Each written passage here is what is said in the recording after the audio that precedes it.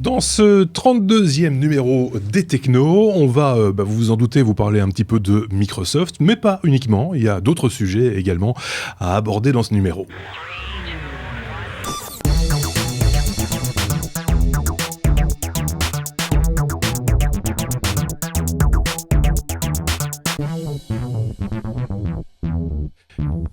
Et pour parler de tous ces sujets, on a avec nous nos petits camarades. D'un côté, Marc, bonjour Marc, et puis de l'autre, Sébastien. Bonjour Sébastien, et nos autres camarades. Bon, faut une pause cette semaine, on les retrouvera bien rapidement. Avant d'aborder les sujets, la liste des choses que nous avons suivies pour vous cette semaine au niveau high-tech, on aborde comme chaque semaine, vous le savez, le courrier des lecteurs. Aujourd'hui, deux petits messages, mais on va y répondre, il n'y a pas de raison. Le premier nous vient de Karine qui nous félicite, et c'est très gentil. Merci beaucoup, qui nous signale qu'elle a acheté une maison, c'est très bien, et qu'elle voudrait y installer un système de caméra de surveillance. Est-ce que vous pourriez faire un test, un sujet sur ce thème? Peut-être l'avez-vous déjà fait? Non, on ne l'a pas encore fait, ça ne saurait tarder. Sébastien, toi de ton côté, tu as déjà expérimenté la chose, et tu pourrais en dire deux mots. C'est ça, alors on va vite, et d'abord on va annoncer à Karine que nous venons donc faire le test chez elle pour le barbecue la semaine prochaine. Bonjour Karine. et sinon on amènera le rosé, c'est promis. Voilà. Et donc sinon effectivement il y a, avant qu'on ne fasse le test, elle peut déjà effectivement se renseigner sur la marque D-Link, qui pour moi est une de celles qui fait les caméras les plus simples pour le grand public, parce qu'elle permet des accès aux caméras à distance, sur smartphone, sur tablette, sur PC, sur plateforme, sur web, etc. Donc, faut aller voir du côté de D-Link avec les caméras qui supportent My D-Link, et on en reparlera plus tard. Évidemment, il y a d'autres systèmes beaucoup plus complexes de gestion de vraies caméras, pour le coup, avec d'autres... C'est pas de ça dont il est question dans ce qu'on vous raconte ici. Ça, on pourrait en faire aussi un sujet, mais pour ça, il nous faudrait le matériel, et on l'a pas. À l'occasion, peut-être. Mais ici, il s'agit d'objets, Sébastien, qu'on trouve quasiment en grande surface. Hein. Enfin, moi, j'en ai déjà vu... De 50 à 100 euros, oui, c'est ça. Suivant que ce soit extérieur, intérieur, etc. Et modulaire, on peut en rajouter autant qu'on veut, etc. Ouais. Et tout ça est centralisé. Voilà. Donc ça, c'est pour répondre, en tout cas de manière provisoire, à Karine, en attendant qu'on approfondisse la question. Second message de Didier, il me semble que c'était, je sais pas, c'était via Facebook, je crois, ou Twitter, je ne sais plus, qui nous épinglait quelques femmes en informatique. C'est vrai que la semaine dernière, c'était la journée la journée des jeunes filles dans les milieux des technologies de l'information. Voilà. Donc on avait fait une petite boutade à ce sujet. Et concernant donc les femmes en informatique, il nous signalait qu'il existe différentes femmes historiquement connues, on va dire, qui sont un peu à l'origine de l'informatique, telles Ada Lovelace ou encore Eddie Lamar, que je ne connais pas personnellement, mais Marc, lui, oui. Oui, je la connais personnellement, non, pas, mais par contre, effectivement, on a tendance à l'oublier un peu trop, mais le rôle des femmes dans l'informatique, dans le monde de l'IT, est quand même relativement marquant. Si on remonte dans les années 20, par exemple, on trouve Grete Hermann, qui a publié les fondations de tout ce qui est les mathématiques informatiques. Sans elle, on n'aurait pas ce qu'on est en train de faire. Il y a alors au vol Kay McNutley, Betty Snyder, Marilyn Westcott, Ruth Lickerman, Betty Jennings et Fran Bilas, qui étaient les programmeuses, pas les programmatrices, les programmeuses de ENIAC. C'était des femmes qui programmaient ENIAC, le premier ordinateur. Catherine Johnson, on l'avait cité la fois passée, qui a calculé et fait les logiciels qui ont calculé tous les trajets des missions NASA. Grace Hopper, qui a créé les premiers compilateurs de COBOL. Donc voilà, si on veut vraiment apporter une contribution honnête à ce que les femmes ont fait pour l'informatique, elles ont fait beaucoup. Exactement, c'est bien de le préciser. Sébastien, vous voulez rajouter quelque chose? Je voulais juste qu'on n'oublie pas, il y a aussi la jolie Marissa Meyer. Oui, beaucoup plus proche de nous, beaucoup plus fraîche aussi. C'est vrai. Oui, mais bon, là, c'est plus du corporate que vraiment de l'ingénieur. Ici, ce sont des femmes qui ont retroussé les manches et qui ont mouillé la chemise, quoi. Oui. Bon. C'est ça, Marissa Meyer, elle n'en touche pas une. D'accord. Ça, j'en sais rien, je suis pas allé voir chez Yahoo. On va avoir un courrier des lecteurs la semaine prochaine. Il y a aussi, mais je n'ai pas son nom, une jeune personne qui est montée sur scène à l'occasion de la conférence d'ouverture du Build de Microsoft à San Francisco. C'était cette semaine, il paraît que c'est assez rare de voir du personnel féminin, entre guillemets, s'exprimer en public lors de ces grandes conférences. Donc il fallait aussi peut-être le mentionner, même si j'ai pas son nom. En tout cas, de Microsoft, on va en parler dans ce numéro, vous vous en doutez. Mais avant ça, on a d'autres choses à aborder. Si vous le voulez bien, je reprends ma liste. Hein. Comme, voilà. Ça commence par le A. Oui, il me semblait aussi. C'est pour ça. Tout d'un coup, je me disais, tiens, bizarre, j'avais oublié le début. Effectivement, la lettre A comme Apple. Évidemment, on commence avec Marc et l'Apple Watch, Marc. Ça ne marche pas chez les tatoués, apparemment, l'Apple Watch. Ben non, les premiers couacs commencent à se faire sentir pour l'Apple Watch. Certains commencent déjà à parler de Tattoo-gate, puisque apparemment on a pris l'habitude de trouver des mots marrants. Donc oui, la montre connectée fonctionne parfaitement sur un bras non tatoué, mais a tendance à perdre un peu les pédales quand elle est mise en contact avec une peau tatouée. Donc apparemment, les calibrations de contraste n'ont pas été faites convenablement. Maintenant, pour être tout à fait honnête, c'est quelque chose qui existe déjà sur d'autres marques de bracelets connectés.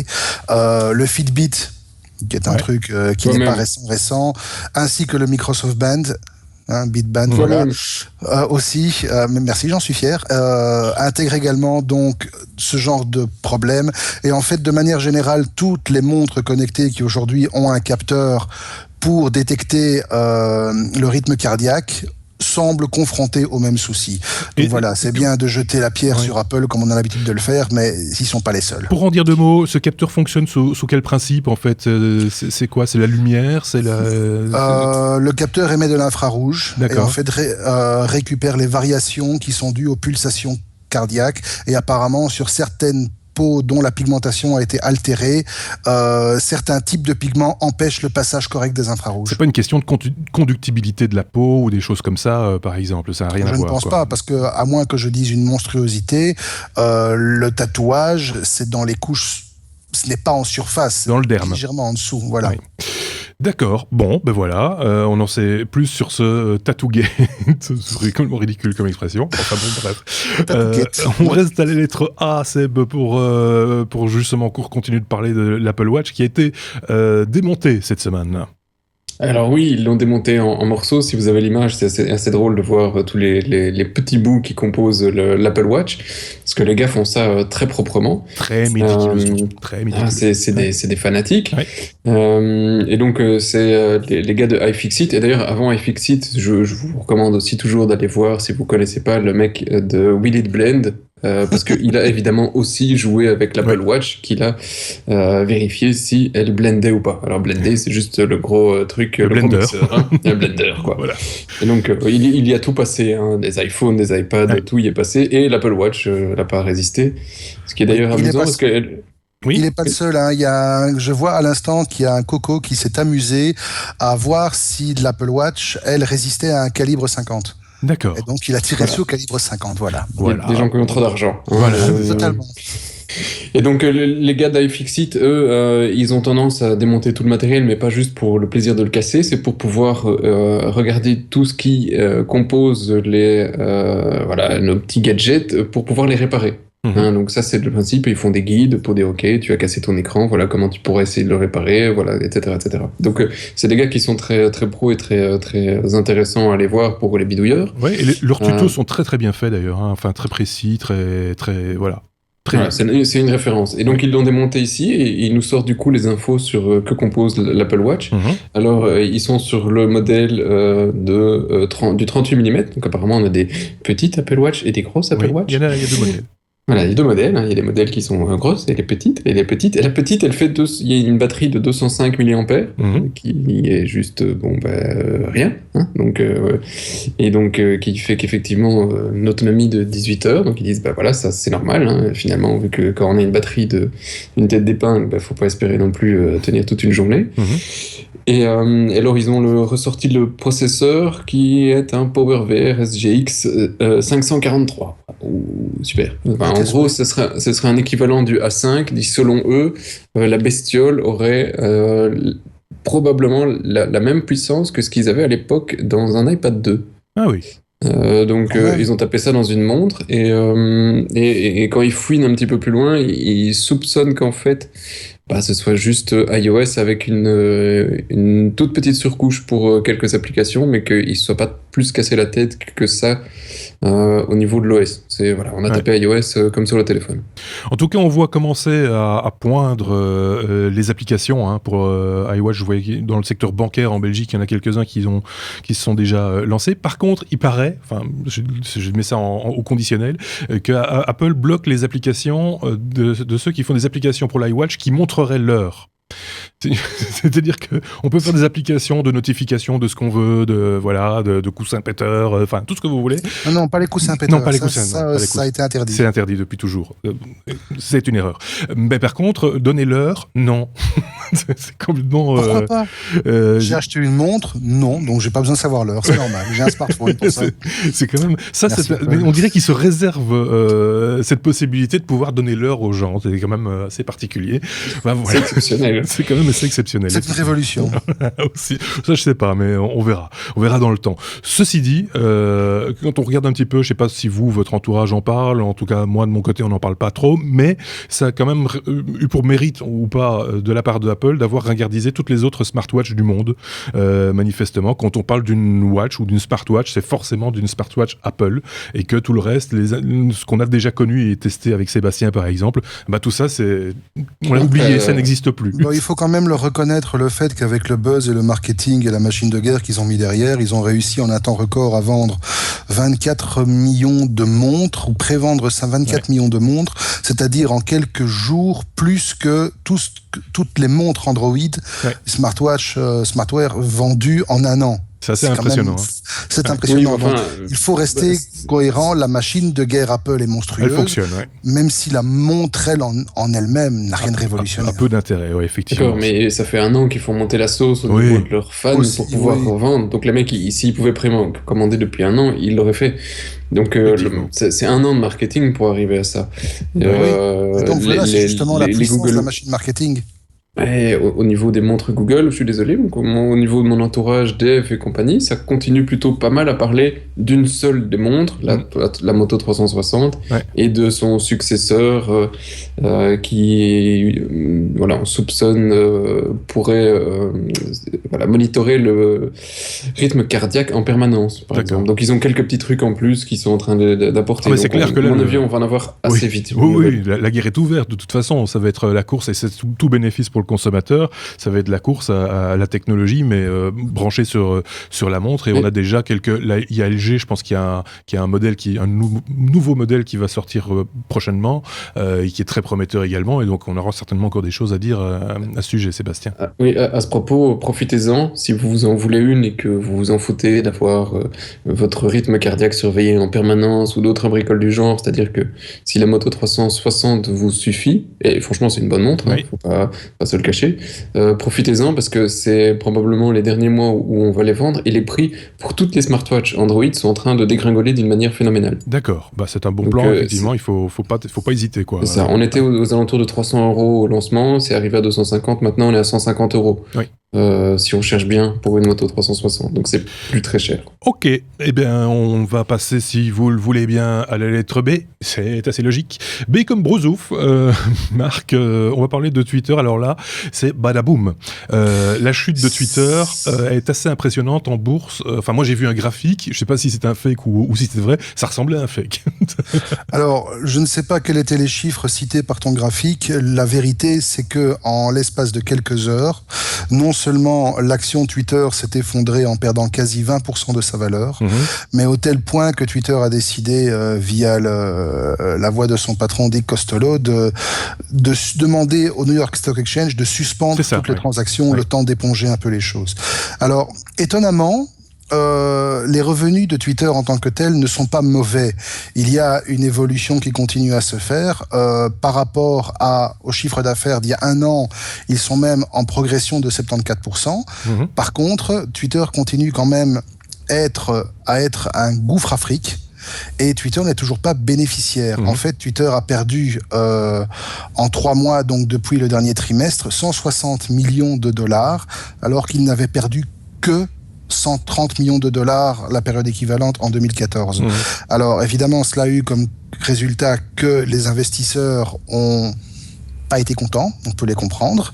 Et c'est les analyses des spécialistes et les réactions des investisseurs dans la presse qui ont eu pour résultat donc d'entraîner cette chute assez vertigineuse. Alors, ce qu'il y a aussi, c'est que malgré les prévisions qui étaient relativement encore positives au trimestre dernier, ce trimestre-ci, ils ont publié un ajustement où ils revoient les prévisions à la baisse, et nettement à la baisse, c'est-à-dire ils espèrent arriver juste aux objectifs qui s'étaient fixés il y a un an, mais sans marge de croissance en plus. Et donc ça amène pas mal de gens à commencer à s'intéresser sur la performance intrinsèque du système en lui-même, et de voir si on n'essaye pas simplement de garder en survie artificielle un outil ou un concept qui commence à montrer ses limites. En fait, il faut savoir qu'aujourd'hui, dans les rapports de génération de profit, on a par exemple pour le premier trimestre 2015, on a quasi 400 millions de dollars de revenus en pub, et on n'a que 45 millions en autres sources. Et donc ici, on est sur un marché qui est de plus en plus concurrentiel. C'est pas Seb qui me contredira.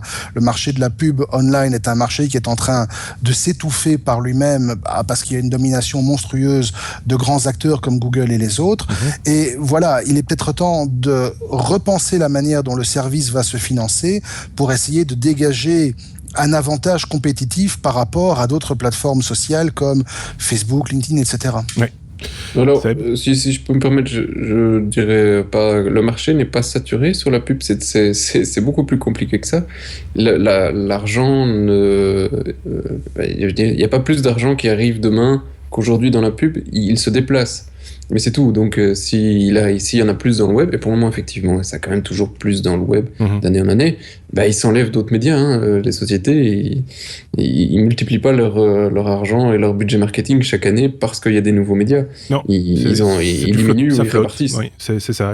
C'est les vases communicants, quoi. C'est ce qui n'est pas mis en cinéma, en radio, en télévision, etc., et mis en web avec plus ou moins de valorisation. Ça dépend un petit peu des plateformes qui sont utilisées.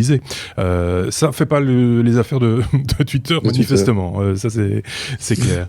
Non, effectivement, donc ce besoin de devoir repenser la manière dont le financement va être fait et la manière de voir comment les revenus peuvent provenir d'autres sources. Et effectivement, comme dit Seb, il y a un shift qui doit se faire au niveau de l'allocation des sources. C'est dit, on parle de cadres tels que Google, qui est leader sur le marché, etc. Il faut reconnaître qu'ils sont toujours pas arrivés à rentabiliser YouTube à 100%. Donc il a aussi un modèle économique différent que celui de la pub qui est en train d'être mis en place progressivement. Oui, on y reviendra plus tard quand on parlera de Contributor, qui est un nouveau produit Google, mais on sent qu'il y a une tendance de monétisation qui va justement dégager un peu du secteur de la pub. Oui, c'est ça, oui. Je te laisse la parole, Marc, pour parler de Samsung qui repasse en termes de chiffres devant Apple en vente de mobiles. Oui, bon, ça va être très court. Celle-ci, c'est le trimestre passé, c'était Apple qui était le vendeur numéro 1 sur le marché des mobiles. Maintenant, c'est Samsung. Voilà, bêtement, ils se distancent l'un l'autre. Donc un coup c'est l'un, un coup c'est l'autre. Effectivement, ici, voilà. Le dernier trimestre, Apple a vendu 60 millions d'unités, alors que Samsung en a vendu 83. Voilà. Tout est dit. Donc ils ont une progression de 20% à peu près par rapport au trimestre passé. La fois prochaine, ça sera de nouveau Apple. C'est très bien. Voilà. Je voyais Sébastien avec son S6, son Galaxy S6, il a craqué, qui faisait des singeries de son côté, un appareil que nous testerons dans un hors-série prochain. On va passer du côté de la lettre G, si vous le voulez bien, et comme d'habitude, à la lettre G, on retrouve Google. Google Now s'ouvre à 70 nouvelles applications, Marc. Oui, Google avait annoncé qu'en janvier, si je me rappelle bien, leur système Google Now, qui est une sorte de launcher à la base intégré dans Android et qui est accessible d'un simple geste et qui, si vous l'utilisez un petit peu, vous savez qu'il offre des cartes contextuelles dont le contenu change en fonction de votre agenda, de l'endroit où vous êtes, etc. Donc par exemple, si vous êtes sur la route, ça va vous prévenir qu'il y a des accidents, qu'il y a des travaux. Si vous devez partir à un rendez-vous, ça va... Mais genre, elle appelle toujours pendant le podcast. C'est joli direct. Et donc, les cartes vont vous dire, par exemple, qu'il est temps de partir pour votre rendez-vous avec un calcul de temps d'itinéraire. Ça fait toute une série de choses, mais pour l'instant, c'était limité à l'écosystème Google. Et ici, ce qu'ils ont fait, comme ils l'ont annoncé, ils ont ouvert les API de Google Now et maintenant, il y a effectivement plus de 70 applications qui se sont connectées sur le système Google Now. Et on voit, par exemple, que les plus marquants, Spotify pourra intervenir et interagir en direct avec vous via Google Now. Et il y a toute une série d'autres sociétés, TuneIn, voilà. C'est l'occasion de signaler que nous sommes sur TuneIn et que vous pouvez vous abonner à notre podcast via TuneIn. Je tenais à le dire juste en passant, fin de parenthèse. Non, mais tout à fait. Alors, je vois aussi Wunderlist, je vois Uber, je vois principalement des applications de gestion de tâches, beaucoup de trucs qui tournent autour de la gastronomie, des trucs de recettes, de booking, etc. Donc, c'est bien. On a vraiment un petit écosystème qui bouge. Et même si c'est quelque chose qui peut laisser dubitatif de premier abord, une fois qu'on le laisse rentrer dans sa vie numérique, Google Now, c'est quand même pas mal en fin de compte. Et je sais que mon copain, là, il l'utilise aussi. Oui, par contre, je suis plus que dubitatif sur les intégrations. Alors, effectivement, j'utilise Google Now. La première fois, j'étais surpris après avoir fait une recherche. Ça, il y a déjà à mon avis, plus d'un an, une recherche sur Google pour une adresse que mon téléphone me proposait d'y aller. Je dis, mais de quoi tu te mêles? Et donc, effectivement, ça devient assez pratique avec le temps à utiliser parce que voilà, quand on le sait et qu'on accepte d'être connecté des deux côtés, c'est très pratique. C'est très pratique pour les rendez-vous, c'est très pratique pour tout ce qu'on veut.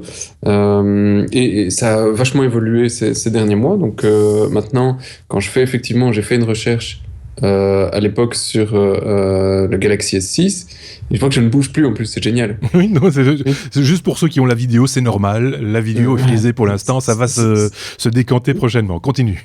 Et donc, j'avais fait une recherche ou deux sur des articles sur le Galaxy S6 et Google Now a continué à me pousser toutes les nouvelles sur le Galaxy S6 pendant quelques semaines. Donc, ils sont assez intelligents sur ce qu'on va voir. Par contre, TuneIn, j'ai eu des notifications via Google Now il y a un jour ou deux qui me disaient juste va écouter telle radio. Je dis mais non, je veux dire, faut pas déconner. C'est ça. C'est pas. J'ai pas besoin d'une pub en plus. Il avait déjà des notifications qui pouvaient me balancer comme ça. Il faut qu'il y ait une certaine valeur ajoutée. Donc, est-ce que ces acteurs ont aujourd'hui la capacité d'apporter ce genre de choses par rapport à Google? Ça, c'est à voir. C'est vrai que plus il y a d'acteurs, plus l'analyse de nos habitudes de consommation doit être fine.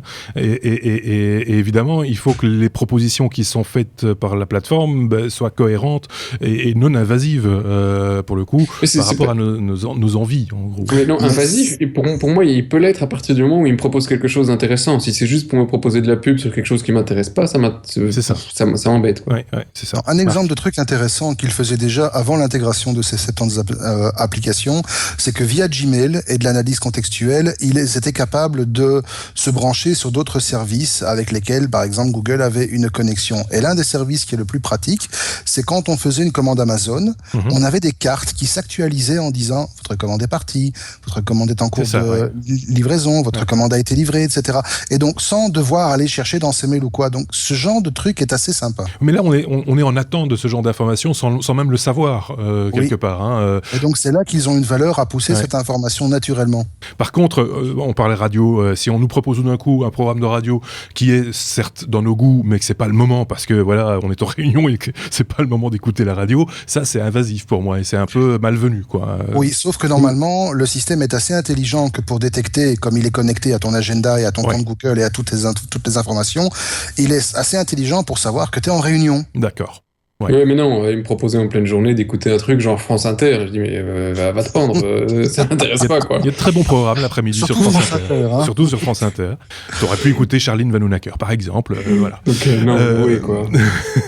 On continue dans le chapitre G comme Google. On l'a un petit peu évoqué déjà, Marc. Contributor, c'est le bloqueur de pub payant de Google. C'est un ad bloqueur à la Google, quoi, en gros. Ouais, en fait, des adblockers, que ce soit sur browser classique ou sur smartphone, on commence à en voir pas mal.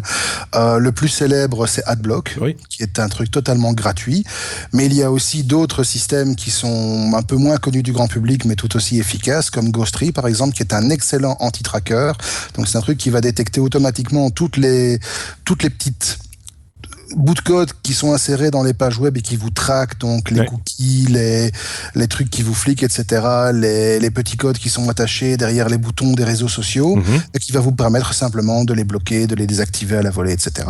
Et donc, vu le marché que ça représente, parce que bon, même si ce sont des produits gratuits, il y a une demande énorme de la part des internautes et des utilisateurs pour ce genre de choses.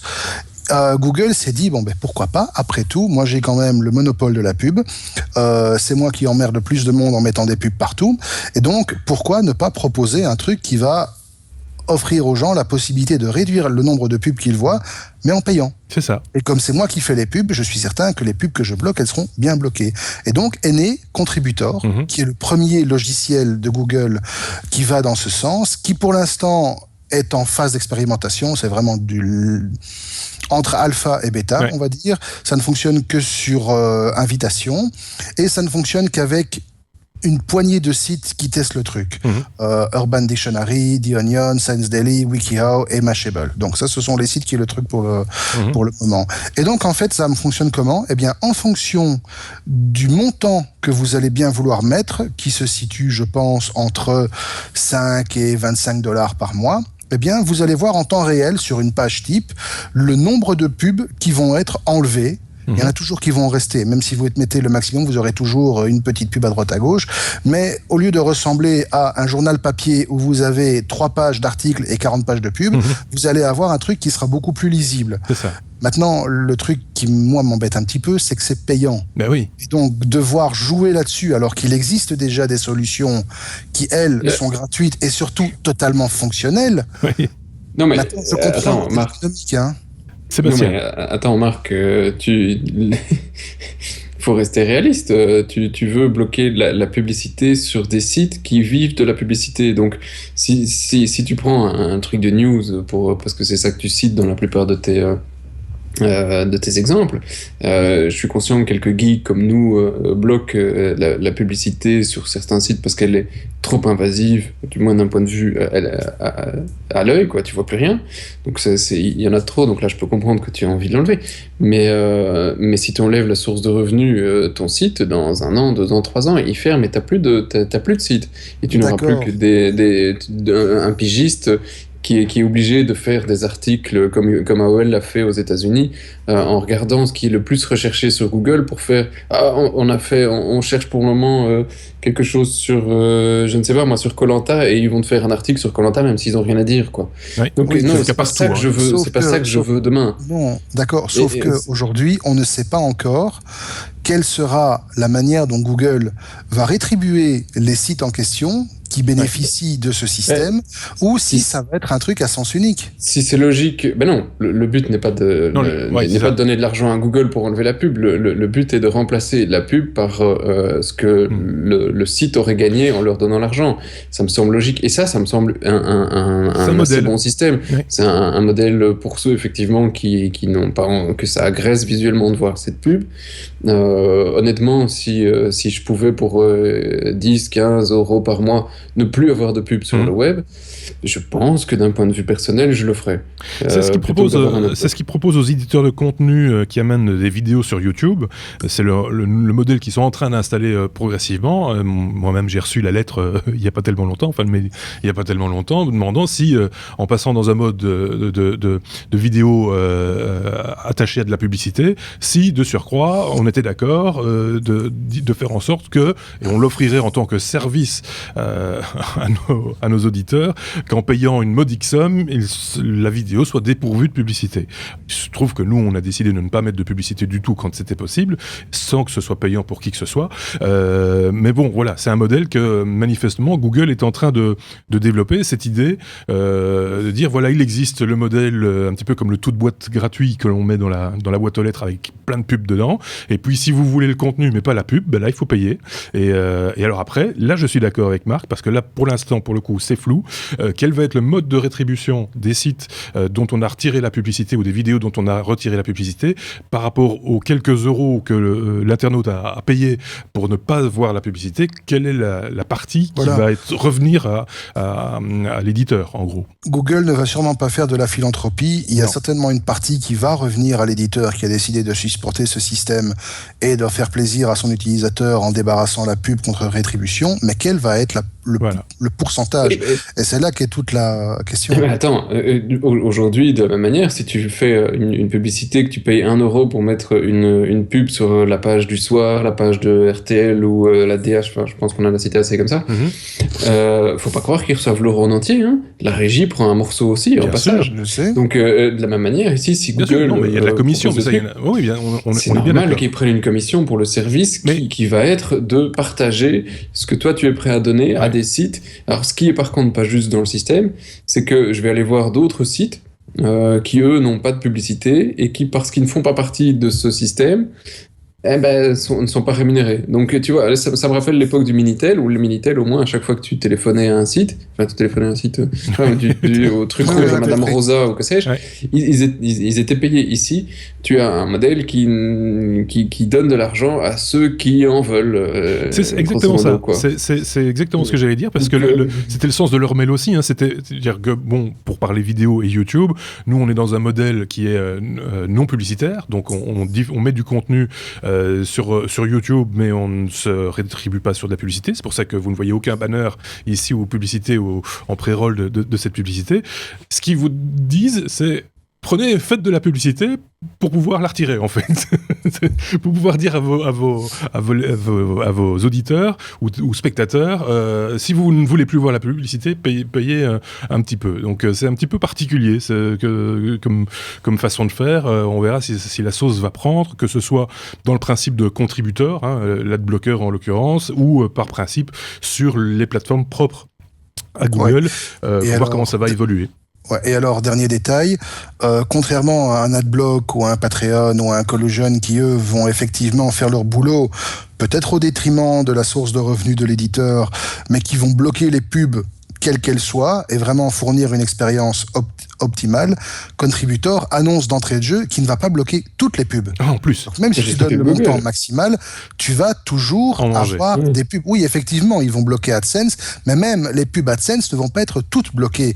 Ils laisseront passer certaines publicités que eux jugent non intrusives. En fait, c'est très malin. Oui, enfin, c'est très malin leur truc. Parce que, alors, moi, je propose un truc, c'est que voilà, exactement. Dans un premier temps, on va faire payer les gens pour qu'ils ne voient plus la publicité. Dans un second temps, on va faire payer plus cher les annonceurs pour passer au-delà du système. Et puis la phase suivante, c'est de demander un petit peu plus d'argent aux internautes pour ne pas voir les publicités. Et on est parti comme ça pour monter par échelon et on n'est pas sorti.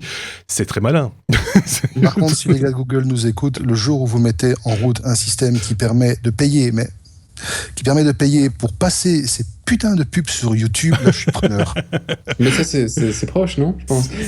Ça devrait arriver d'ici juin, je crois. On ne sait jamais qu'il y en a qui nous écoutent, et c'est ma dernière remarque sur ce sujet, mais c'est un sujet qui nous est cher, je pense que vous avez compris. Oui. Cher, c'est le mot. C'est cher, voilà. C'est que, effectivement, moi, si Google pouvait utiliser ce contributeur pour dire, OK, proposer à des sites comme peut-être le nôtre, enfin le nôtre, pas des technos, mais celui à info, de pouvoir juste mettre un petit bouton.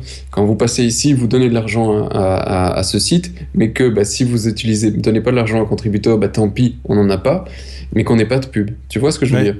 Ouais. Ce serait de pouvoir effectivement que des sites, des médias puissent être payés sur des gens qui acceptent de payer les médias et que sur les autres, tant pis, on fait de la perte. Mais ça me semble un modèle plus sympathique.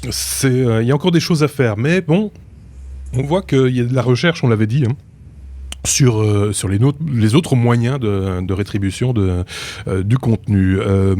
Seb, justement, on va parler encore de Google, mais de toute autre chose. Les Google Glass seraient apparemment ou hypothétiquement de retour. On les a jetés un petit peu trop vite aux oubliettes. Oui, alors je ne sais pas si ça vous dit quelque chose, la boîte Luxottica. Non. Une boîte luxembourgeoise Pas du tout. Non, c'est beaucoup plus gros que ça. En fait, c'est la boîte qui est derrière Ray-Ban ou Oakley ou des trucs comme ça. Ouais, Certaines d'accord. marques. Donc c'est des gens qui font beaucoup de lunettes. Et donc, effectivement, on avait jeté au début d'année les Google Glass avec l'eau du bain parce qu'on disait que Tony Fadell était viré du truc. Mais Georgette s'énerve. Georgette, deuxième appel. C'est pour le coffre-fort ou pour je sais pas. et donc on s'était dit le projet est mort, ça y est, ils vont plus, les Google Glass sont mortes. Et Google n'a pas beaucoup communiqué là-dessus à ce moment-là. Et donc maintenant il y a une rumeur qui vient du CEO de l'Exotica en direct, qui est équipementier de lunettes. Donc a priori, le mec il doit savoir ce qui se passe dans le milieu des lunettes prochainement. Ouais. Il dit que non, le projet il n'est pas mort, un nouveau prototype il va arriver. D'accord. Donc voilà. Et qu'il n'allait pas enterrer le truc comme ça. C'était un petit peu rapide comme enterrement. En même temps, on cherche encore un modèle aussi pour ce type de matériel, mais peut-être que certains ont des idées, et peut-être que les gens qui ont l'habitude de fabriquer des lunettes ont des idées peut-être plus affûtées que ceux qui l'ont construit, en quelque sorte. On peut se poser cette question-là. On l'avait déjà évoqué par rapport au smartwatch. Peut-être que ceux qui fabriquent des montres depuis plusieurs dizaines d'années en savent un petit peu plus sur l'usage d'une montre que Apple ou Samsung. On peut le dire en quelque sorte. Oui, c'est possible. Et d'ailleurs, les premiers modèles de smartwatch étaient quand même dramatiquement moches et inutilisables pour en avoir essayé. Donc voilà, ici on soupçonne que d'ici fin mai au Google I.O., on aura peut-être des nouveautés sur les Google Glass. Google I.O., c'est quand ? On a une date déjà ? Google I.O., normalement c'est fin mai. Alors exactement la date, le jour, l'heure, c'est le 28 et 29 mai à San Francisco. Donc on vous donnera certainement des nouvelles de ce côté-là. Également, Seb, on termine le chapitre G comme Google avec une découverte sur Google Maps. Voilà, et donc je vois que tu n'oses pas dire le titre, mais... bah non, c'est pas ça, mais si je donne le titre, il n'y a plus rien à dire après. C'est ça. Donc Google a été obligé de s'excuser cette semaine suite à une découverte sur les cartes Google Maps, parce qu'effectivement, il est possible de modifier ces cartes si vous considérez qu'il y a une erreur dans une rue, etc. Donc vous écrivez, il y a des éditeurs qui sont prévus. Toute une série d'outils, et donc j'ai fait d'ailleurs modifier le nom de ma rue qui était mauvais, et les gens vous répondent merci pour la modif, Google valide, etc. Donc en général il valide si c'est des trucs importants, et ici quelqu'un a fait un tag, donc c'est un petit dessin sur une carte, je sais pas où il l'avait mis d'ailleurs, en Roumanie quelque part je pense, ou dans un pays de l'Est, au Pakistan. Au Pakistan, oui, c'est ça. À Rawalpindi au Pakistan. Voilà. Et donc, un mec à Rawalpindi n'a pas trouvé mieux à faire que de dessiner un petit logo Android, une petite pomme, et le logo Android qui pissait sur la pomme. Voilà. Très élégant. Voilà. Super. Tout en finesse. Ouais. Tout en finesse. Super. Et donc, Google dit non, c'est pas nous, c'est une contribution, désolé, et on l'a supprimé. Ceci dit, ça a fait le tour c'est le genre de truc, quand ça buzz bien. Tout le monde était au courant, et tout le monde regardait où ça se situait. C'était assez rigolo, ce genre de choses qui arrivent régulièrement. On en a l'habitude maintenant, mais on aime bien en parler. Tout le monde a vu où était Rawalpindi. Oui. Comme d'habitude, après la lettre G, il y a la lettre F de notre alphabet, un petit peu foutraque. Non, foutraque, non, on a fait attention à la mettre dans l'ordre, c'est facile. Foutraque, oui. Il a un peu foutraque, la marque. F, G, oui, non, oui, c'est pas grave, j'ai besoin de vacances. Il est bien, lui. F comme foutraque, c'est le mot. F comme Facebook, Marc, justement, tiens, je te rends la parole, tu te débrouilles. Règlement européen versus avancée technologique, il y a du rififi dans l'air, encore une fois. Il y a du rififi dans l'air parce que Facebook a décidé que les différentes régulations qui sont en vigueur dans l'Union européenne, finalement, c'est pas bien. Il vaudrait mieux un modèle à l'américaine où tout est permis. Et donc, ils sont en train d'annoncer que ces différentes régulations vont constituer de sérieux freins pour toutes les sociétés technologiques qui décident d'étendre leurs activités dans le vieux continent, à commencer par eux, bien entendu. Et donc, ils incriminent le fait que les différences en matière de gestion de vie privée, de gestion de données, de différentes politiques en matière de libération des contacts et accès aux contacts des citoyens, c'est un terrain qui est beaucoup trop hétérogène pour qu'ils puissent mener une campagne où toutes les technologies sont déployées de front, de même manière, avec la même équité chez tout le monde. Et donc, en gros, ils sont en train de mettre en garde que Facebook et d'autres produits technologiques qui ne sont pas forcément les leurs, mais ils se mettent comme exemple, eh bien, par exemple, pourraient souffrir, dans certains pays, de gros retards au niveau d'implémentation que d'autres pays auront, et que, voilà, ce sera pas leur faute, ce sera la faute des vilains Européens. D'accord. Oui, c'est une espèce de bras de fer encore un peu particulier, quoi. C'est pas moi, c'est l'autre, en gros, c'est ça. Oui, c'est ça, quoi. Seb, toujours dans la lettre F, il fait nuit chez toi, j'ai l'impression, non? Non, je sais pas, j'ai l'impression que c'est de plus en plus sombre. Ah oui, peut-être, j'ai oublié d'allumer. T'as pris cette nouveau claquet? Seb, Facebook se lance dans la vidéoconférence. C'est vrai que c'est un truc dont on avait déjà parlé, ou en tout cas évoqué la future existence il y a quelques mois maintenant, je pense. Cette vidéoconférence à l'image de ce que fait Google ou de ce que fait finalement Microsoft avec Skype. Oui, alors Messenger est devenu, on en a parlé il y a quelques semaines, une plateforme à part entière de Facebook, hein, donc c'est ce qu'ils essayent de séparer l'enfant des parents. Et donc, ils ont créé une API. D'ailleurs, avant de parler de cette vidéo qui n'est pas encore totalement ouverte, mais en attendant, ils ont fermé tout ce qui était, pour les programmeurs qui nous écoutent, tout ce qui était API pour le chat. Donc si vous aviez quelque chose qui dépendait de Facebook pour pouvoir récupérer vos discussions avec le protocole Jabber, hein, donc pour ceux qui se souviennent, ça ils ont tout coupé, et maintenant c'est le Messenger, et là vous devez attendre. Donc si vous aviez un produit qui dépendait de ce genre de fonctionnalité, d'aller voir vos discussions sur Facebook, vous avez quelques mois dans les dents où vous ne savez pas vraiment l'utiliser. Ceci dit, ils ont effectivement mis le paquet sur la plateforme Messenger. Ils ont remis en place le partage de vidéos. Donc c'est quelque chose qui, si on se rappelle, au tout début de Facebook existait. Ouais. On pouvait envoyer une vidéo en message privé, puis je ne sais pas pourquoi du jour au lendemain ils l'ont supprimé, probablement trop d'abus ou trop de... Non, il y avait eu un changement, un énième changement de politique sur les communications de personne à personne sur Facebook à l'époque, si je me rappelle bien. Et du jour au lendemain, les vidéos, pouf, pâtis. Oui. Et donc voilà, maintenant c'est revenu sur Messenger et c'est une grande nouveauté. Ils ont remis la fonctionnalité, bravo les gars. Et en même temps, ils font aussi de la vidéoconférence. Donc ça, c'est l'autre point. Donc maintenant, vous pouvez faire vos appels vidéo via Messenger entre gars, avec vos amis. Ouais. Alors, à la différence d'autres apps, l'avantage de Facebook, c'est qu'évidemment, vous cherchez par le nom de la personne et pas par truc muche 42-24, c'est facile. Donc ils ont un certain avantage par rapport aux autres plateformes. Maintenant, voilà, ça s'est mis dans WhatsApp, il y a ça avec Skype, il y a avec toutes les applications qui sont quasi sur mon téléphone maintenant permettent quasi de faire du chat, de la vidéo, des vidéos, toutes. Donc il y a une énorme concurrence, je trouve, sur le milieu. Ouais. Par contre, sur l'application PC ou Mac, enfin peu importe, de Skype, il y a une intégration Facebook depuis maintenant quelques versions. Si on retourne dans l'historique, on peut se demander ce qui va en advenir finalement de cette intégration Facebook à l'intérieur de Skype. Je sais pas, j'ai pas lu le détail s'ils utilisent le Skype pour faire leurs vidéos ici, j'en suis pas certain. Je pense pas. Non, je pense pas. Et quand on regarde l'intégration que Facebook, que Skype a fait de Facebook dans Skype, honnêtement, je l'ai essayé une fois. Oui, non, c'est... et j'ai cherché vite comment la supprimer, et c'était pas évident. Ouais.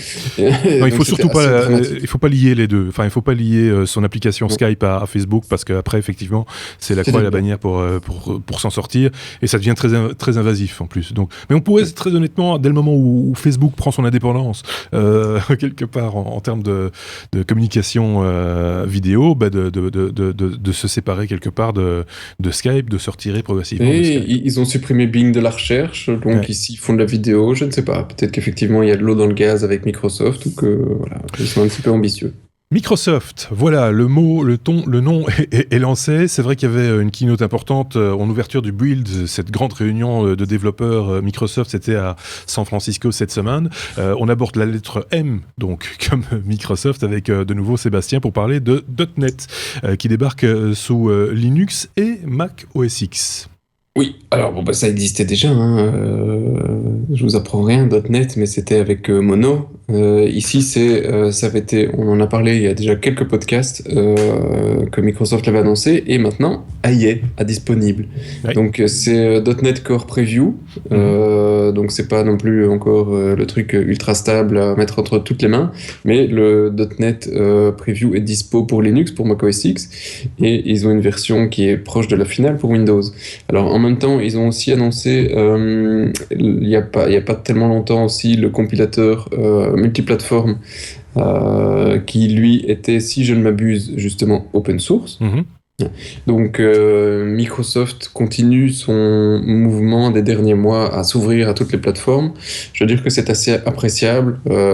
S'il y a, je sais pas, .NET il y a quand même déjà quelques années, je me demande s'il n'y a pas presque 10 ans, si au moment où ils l'avaient lancé, ils avaient fait un .NET qui était disponible directement sur toutes les plateformes, honnêtement, je pense qu'ils auraient pu me convaincre à programmer sur la plateforme.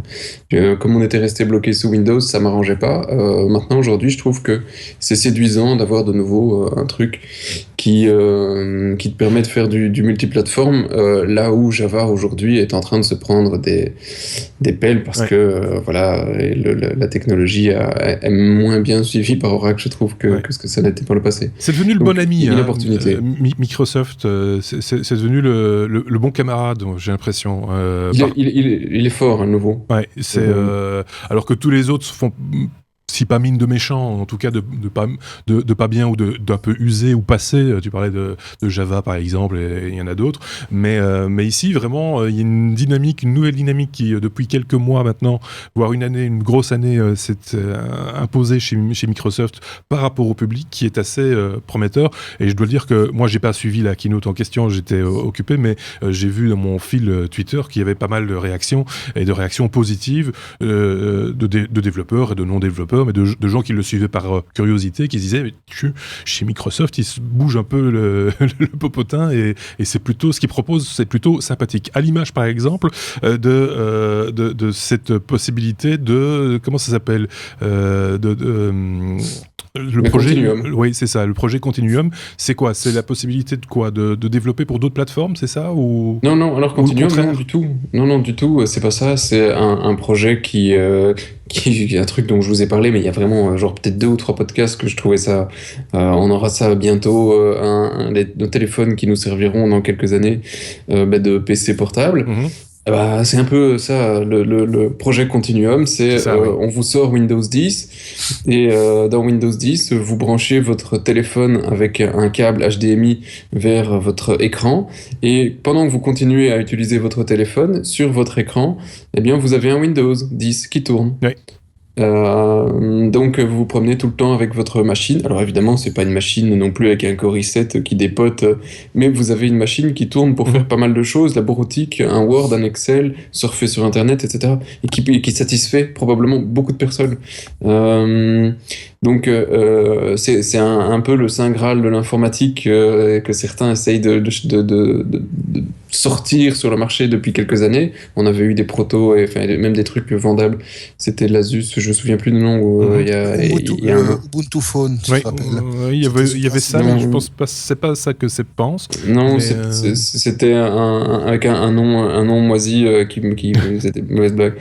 Bref, et donc voilà, le modèle à l'époque n'avait pas eu son succès. Ici, je ne sais pas comment ça va aller pour Microsoft, mais c'est pas un modèle de téléphone, c'est à la base pour son OS. Donc on peut espérer qu'il aura ça pour tous ces téléphones. Et ils ont un petit peu la dent longue, hein, vu qu'ils essayent d'aller sur les téléphones Android, etc. etc. Donc, ça, on va y revenir. Ils sont très forts. Mais effectivement, tu en avais parlé, c'était plus une question de place maintenant. L'ordinateur réduit à sa plus simple expression, on l'a vu, ça peut tenir dans 3 ou 4 cm². Et, vous l'avez vu sur le tout nouveau MacBook, par exemple, l'électronique du nouveau MacBook est à peine plus grande qu'un téléphone. Effectivement, c'est ce qui prend la place dedans, c'est la connectique et le clavier et la batterie, mise à plat. Donc l'ordinateur, la partie congrue de l'ordinateur, c'est réduit à sa plus simple expression, et finalement, si Bill Gates à une époque, il y a une quinzaine d'années, rêvait de l'ordinateur connecté en permanence au web, ici c'est la démultiplication des ordinateurs en objets connectés un peu partout, dans la montre, dans les lunettes, dans le téléphone, et le téléphone peut devenir votre ordinateur domestique et votre montre peut-être demain aussi. Enfin voilà, c'est une piste effectivement à suivre. Et justement, Marc, parmi les possibilités, c'est justement la création on va dire quoi, d'applications universelles, on peut dire ça ? C'est un peu plus compliqué que ça. En fait, on est parti d'un constat qui est tristement vrai, c'est que la richesse de Windows Store est bien inférieure à celle de l'App Store ou de Google Play, ne fût-ce qu'en termes d'applications utiles. Je ne parle pas des 100 millions de merdes qui traînent. Non. Mais donc, en fait, ce qui va se passer, c'est que Microsoft va s'ouvrir aux applications Android et iOS, mais c'est plus complexe que simplement pouvoir taper une application Android ou iOS directement sur un Windows Phone. Donc, les utilisateurs ne seront pas en mesure d'exécuter automatiquement des applications qui viennent des autres univers. Il n'y aura pas de moteur d'émulation tel que cela avait été fait entre Android et BlackBerry. Ici, ce sera plutôt une série d'outils qui permettront de vraiment faciliter énormément le portage des applications avec le minimum de ressources et de temps. Donc, grosso modo, ça va permettre aux développeurs Android de réutiliser le plus possible leur code Java et aux développeurs iOS de réutiliser le plus possible leur code C++ et Objective-C via des sous-systèmes qui vont servir en fait à assurer toute la transition. Donc, du côté Android, le nom du sous-système, c'est Astoria et du côté iOS, c'est Islandwood. Et donc, en fait, c'est toute une série de modules et de moteurs qui vont travailler ensemble pour justement déjà assurer une compatibilité de base au niveau des fonctions standards.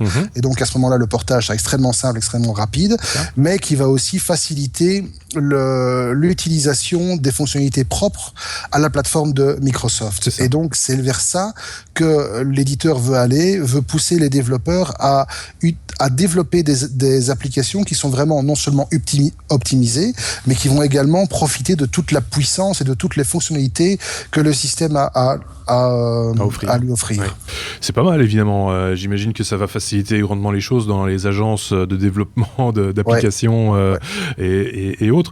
Tu parlais de BlackBerry. C'est vrai qu'il y avait un émulateur à un moment donné qui n'était pas super, enfin Android vers BlackBerry, qui n'était pas super séduisant. Il y a eu aussi une plateforme qui permettait le portage, on va dire, d'applications Android vers BlackBerry pour en faire une application pure BlackBerry, qui n'était pas une grosse réussite non plus. Non, parce qu'en fait, il y avait une sorte d'émulateur traducteur qui travaillait derrière en tâche de fond, qui bouffait en fait la quasi-totalité des ressources et qui fait que l'expérience utilisateur était pratiquement déplorable. Oui, et donc c'est pour ça qu'ils se sont ouverts plus en natif, on va dire, au fait d'utiliser ce genre d'application. Alors, il y a déjà des outils de développement qui existent et en fait, ils ont été mis en route depuis hier. Donc depuis hier, on peut télécharger un compilateur Objective-C pour Windows Studio développeur.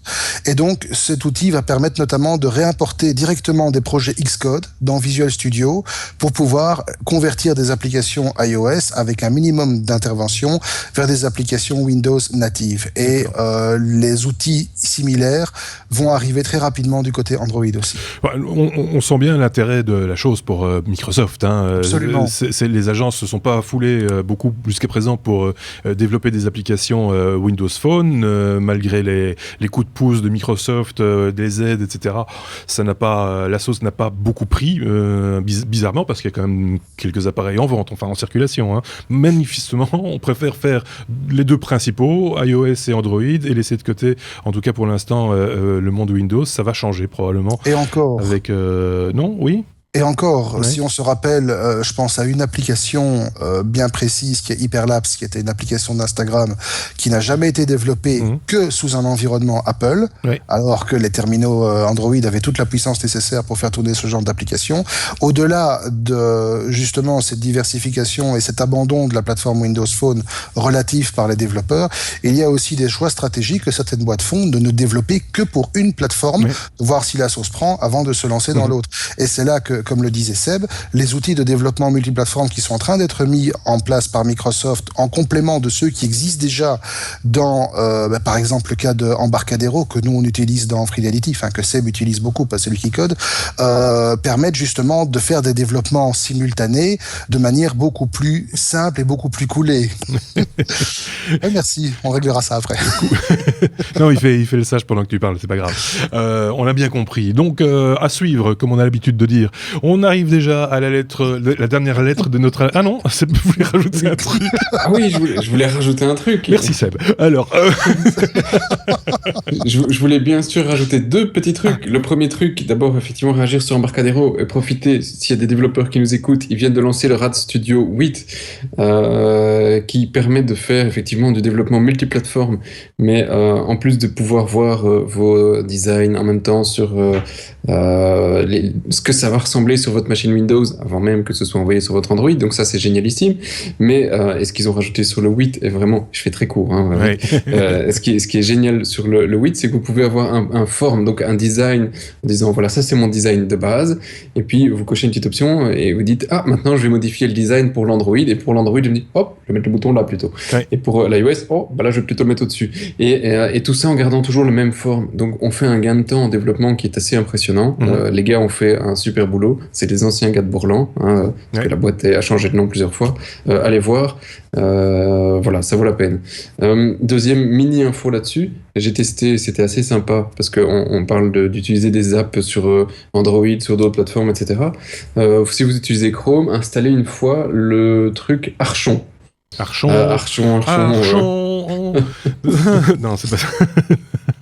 C'est pas ça. Mais donc, vous installez l'extension Archon, et une fois que vous avez installé Archon, vous pouvez faire tourner des applications Android sur votre Chrome, sous Windows. D'accord. Et j'ai essayé, honnêtement, le résultat n'était pas si mauvais que ça. Une espèce d'émulateur, en quelque sorte, pour pouvoir voir à quoi ça ressemble, à quoi ressemble une interface, simplement sur un... Plus qu'un émulateur, plus qu'un émulateur, c'est plus que ressembler, tu peux faire tourner ton application. L'application est fonctionnelle.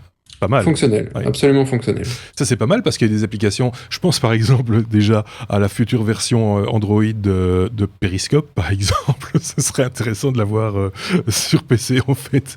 Mais bon, c'est un détail. On verra comment ça tourne. On peut passer à la lettre T.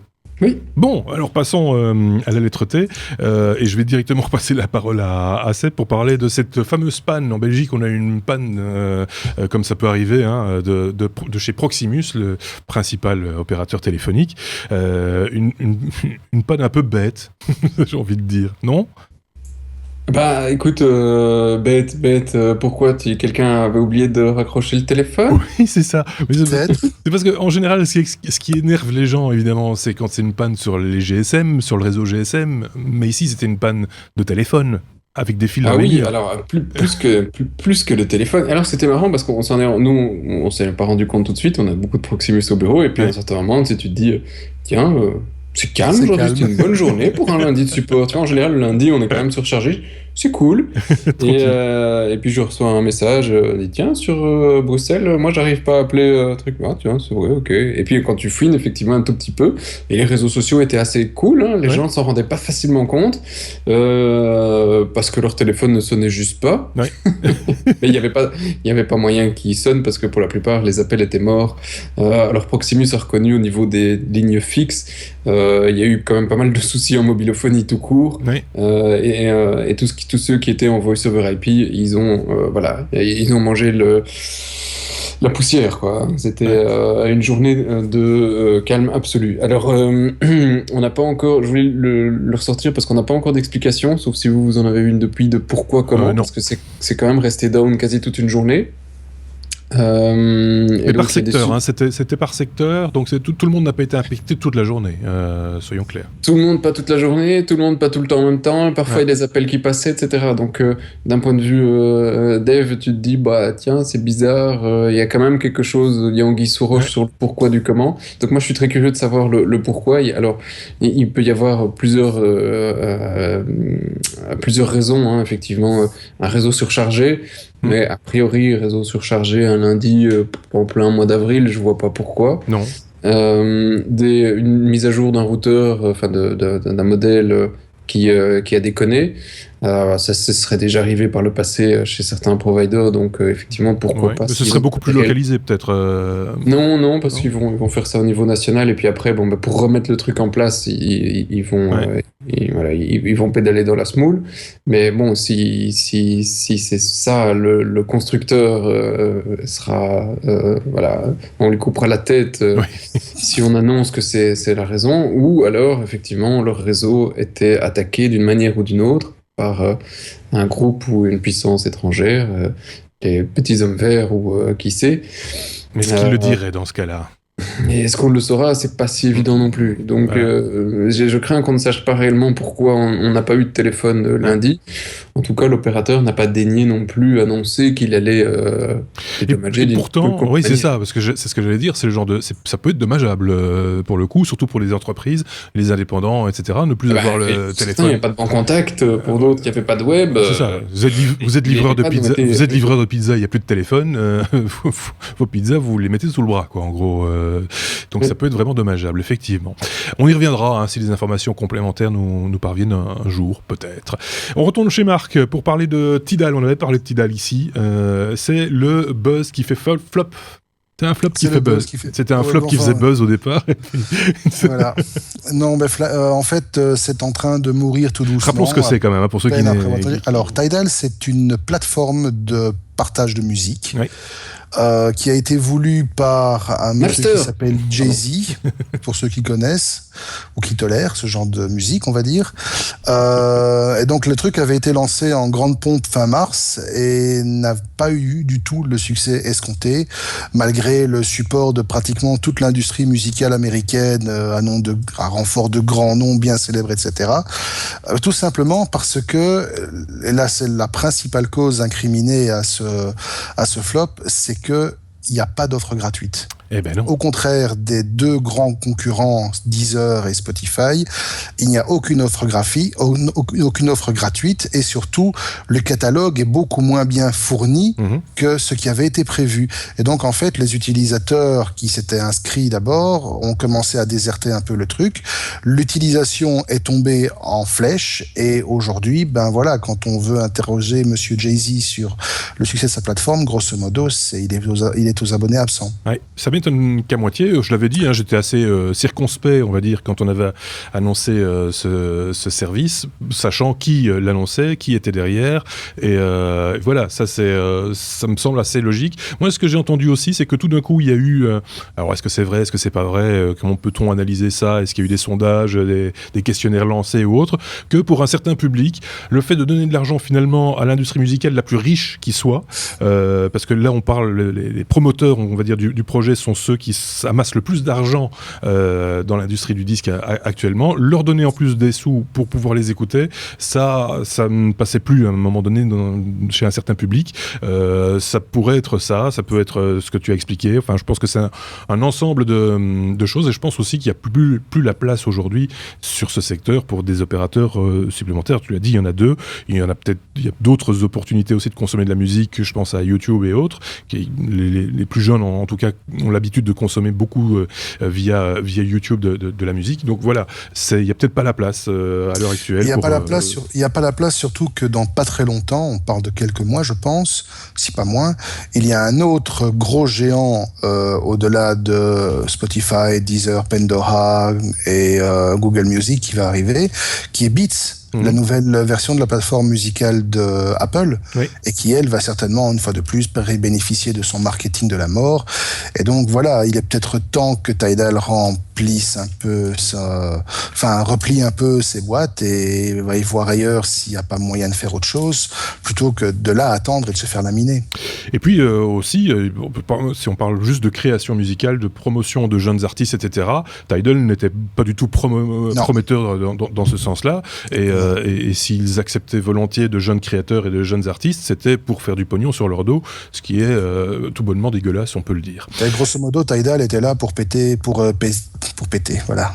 Tidal était là pour payer une énième piscine en or ou un énième jet à toutes ces stars. Exactement. Je vois Sébastien de son côté qui, lui, n'aime pas la musique. Si, alors, je voudrais juste vous dire que je viens de recevoir un SMS de Dave qui annonçait qu'il allait lancer sa plateforme de partage de musique en ligne en France la semaine prochaine.